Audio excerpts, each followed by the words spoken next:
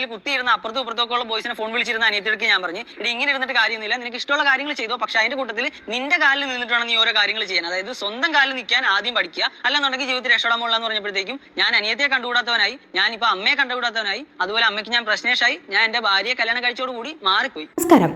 ഈ ഫോട്ടോയിൽ കാണുന്ന വ്യക്തിയെ മനസ്സിലായോ? ആള് ചില്ലറക്കാരനല്ലോ.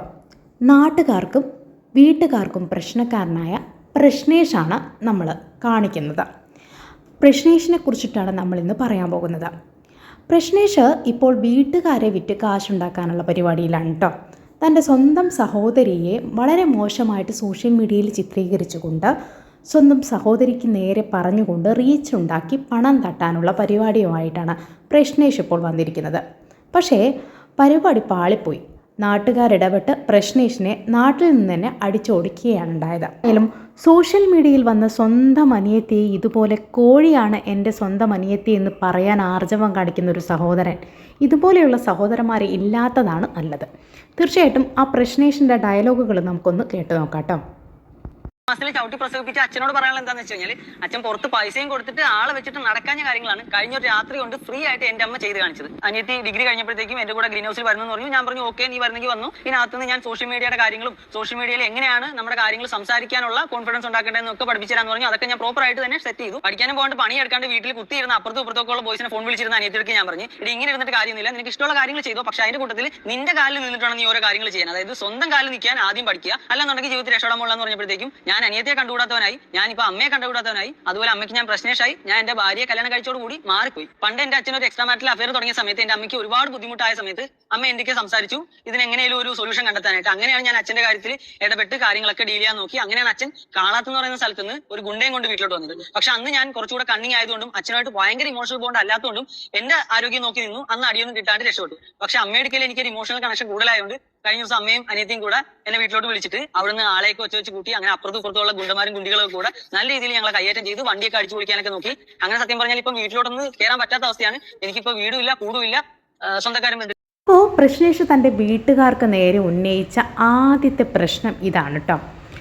ഈ പ്രശ്നം ഉന്നയിക്കുന്നതിന് മുന്നേ പ്രശ്നേഷ് തൻ്റെ അമ്മയെക്കുറിച്ച് പറഞ്ഞ വാക്കുകളുണ്ട് കേട്ടോ. അത് നമുക്കൊന്ന് കേട്ടു നോക്കാം. നമ്മുടെ കൊച്ചു കേരളത്തിൽ എന്നെ പോലുള്ള കള്ളുകൂടിയന്മാരുടെ മക്കളുടെ കണ്ണീരിനൊന്നും വലിയ വിലയില്ലെന്ന്. പണവും പവറും ഇല്ലെങ്കിൽ നീതി കിട്ടാത്ത നമ്മുടെ നാട്ടില് സ്വന്തം ഭർത്താവിന്റെ കൊടും ക്രൂരതകൾ അതിജീവിച്ചുകൊണ്ട് മക്കൾക്ക് വേണ്ടി പോരാടിയ എന്റെ അമ്മയാണ് എന്റെ ഇൻസ്പിറേഷൻ. ഒരു ചെറിയ ഗ്രാമത്തിൽ പിറന്നത് കൊണ്ട് തന്നെ ഒരുപാട് വലിയ സ്വപ്നങ്ങളൊന്നും കാണാതെ വളർന്ന് ഒരു കള്ളുകൂടിയനെ കല്യാണം കഴിക്കേണ്ടി വന്നു. ഒറ്റപ്പെടുത്തലുകൾക്കും കുത്തുവാക്കൾക്കും മുന്നിൽ തളർന്നു കൊടുക്കാതെ മക്കൾക്ക് വേണ്ടി പോരാടിയ ഈ അമ്മയുടെ ആശയാണ് എന്റെ വാശി. എന്തായാലും ആശയാണ് എൻ്റെ വാശി എന്ന് പറയുന്ന ആ പ്രശ്നേഷിൻ്റെ പഞ്ച് ഡയലോഗൊക്കെ കേട്ടല്ലോ.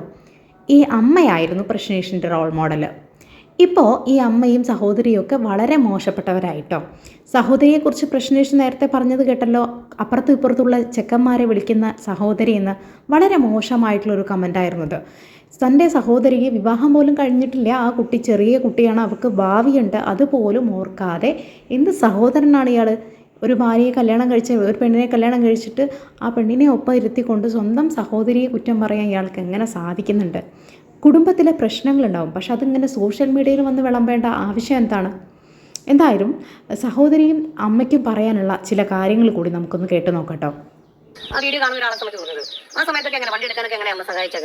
വണ്ടി എടുക്കാനായിട്ട് ഇവളുടെ ഗോൾഡ് അതേ ഉള്ളായിരുന്നു, അത് കൊടുത്ത് അവന് 3.5 ലക്ഷം അത് ആ പൈസ വെച്ചാണ് അത് ഗോൾഡ് പണയം വെച്ചെടുത്ത്. അപ്പൊ നമ്മളോടത്ത് മറ്റേ വണ്ടിയുടെ ലോണൊക്കെ ഭയങ്കര പലിശയില്ല. അപ്പൊ ഞാൻ അവനോട് ഇങ്ങനെ പറഞ്ഞപ്പോൾ ഞാൻ പറഞ്ഞു നീ അത് വെച്ചു, നമ്മുടെ മകൻ നമ്മുടെ കൂടെ ഉള്ളപ്പോൾ നമ്മൾ എന്തിനാ, അപ്പൊ നീ വെക്ക് എന്ന് പറഞ്ഞു. പക്ഷെ ഞങ്ങൾ പോലും അറിയാതെ ഒരു സമയത്ത് ഇവൻ അത് വിറ്റ് എന്ന് പറഞ്ഞപ്പോഴത്തെ വിറ്റെന്നൊന്നും പറയുന്നില്ല, വിറ്റിട്ട് ബാക്കി കൈ വെച്ചോണ്ടിരിക്കുക.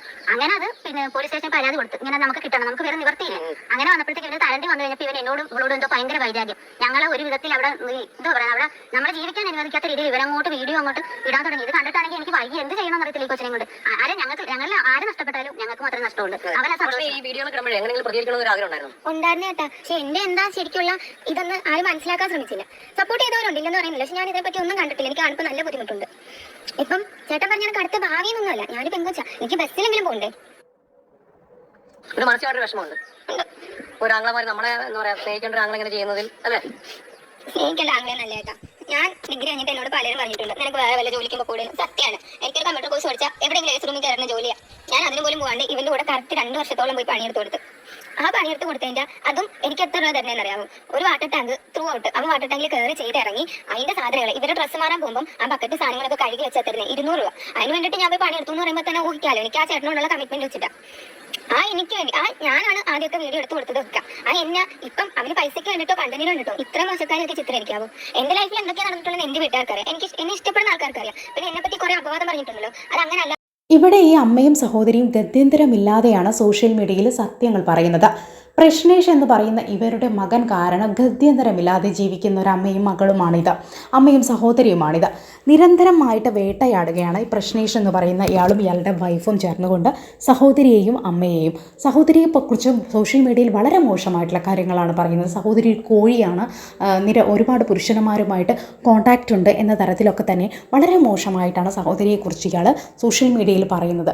തീർച്ചയായിട്ടും സഹോദരിക്ക് നാളെ ഒരു ഭാവിയുണ്ട്. ആ പെൺകുട്ടിയുടെ ഭാവി പോലും ഓർക്കാതെ പ്രവർത്തിക്കുന്ന ഇതൊരു ചേട്ടനാണോ എന്നുള്ള ചോദ്യം വളരെ വലിയൊരു ചോദ്യമാണ്.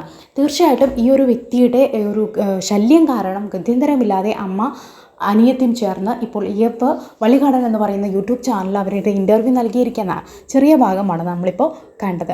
വളരെ മോശമായിട്ടുള്ളൊരു വ്യക്തി, ഇങ്ങനെയൊരു മകന് ജന്മം നൽകിയതിൽ ആ അമ്മ ഇപ്പോൾ ശപിക്കുന്നുണ്ടായിരിക്കും 100 വട്ടം.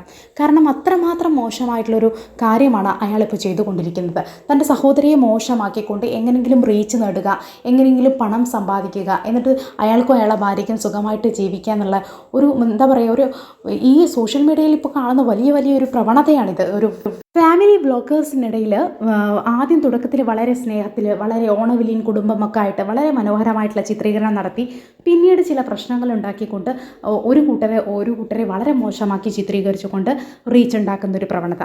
അതേ പ്രവണത തന്നെയാണ് ഇപ്പോൾ പച്ചവീട്ടിൽ പ്രശ്നേഷും ചെയ്തിരിക്കുന്നത്. സ്വന്തം സഹോദരിയെ നെഗറ്റീവ് പബ്ലിസിറ്റി ഉണ്ടാക്കിക്കൊണ്ട് പണം തട്ടാനുള്ള പരിപാടിയാണ്.